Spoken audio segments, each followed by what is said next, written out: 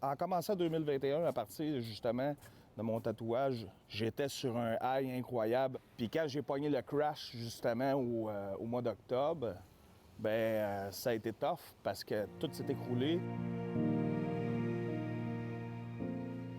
Puis c'est à ce moment-là que j'ai eu un diagnostic là, justement de bipolarité de type 2. J'ai fait le tatouage sur mon impulsivité.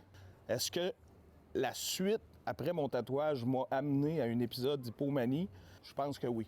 Est-ce qu'on t'a rendu service en te donnant autant de visibilité? La question devrait être posée aux journalistes, aux animateurs de radio.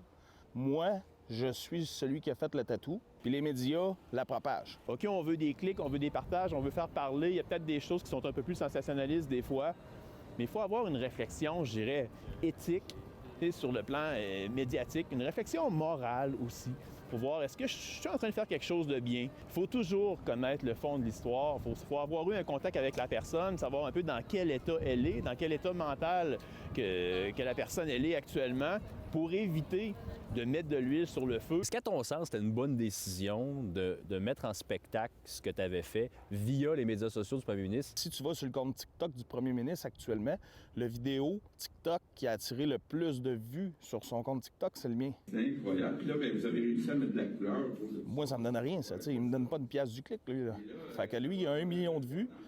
Puis moi, j'ai probablement 1 million de commentaires de haine qui sort de ça, puis qu'il faut que j'encaisse. Quand ton petit gars de 10 ans vient te montrer un TikTok d'un gars qui dit que je devrais me suicider parce que je me suis fait tatouer le premier ministre, puis que c'est mon gars...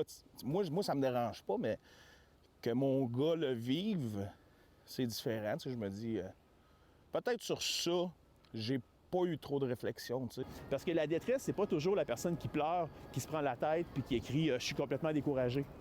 Ça peut être une personne, tout d'un coup, qui a énormément d'énergie, qui se lance dans un paquet de projets, qu'on peut juste regarder ça et se dire « Ah, mais mon Dieu, c'est merveilleux ».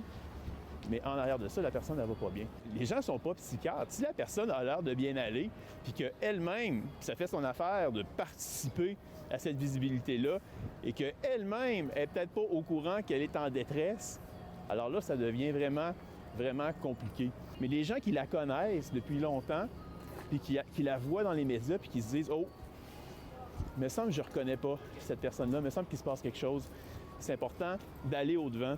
Moi, quand j'ai eu mon diagnostic, justement, au mois de novembre, ma femme, le premier cadeau qu'elle m'a fait, c'est qu'elle allait me chercher un livre écrit par le docteur Ronald R. Feeve, un Américain. C'est sur les bipolaires de type 2.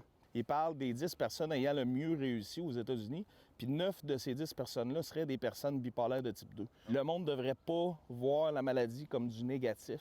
Il devrait voir ça plutôt comme du positif.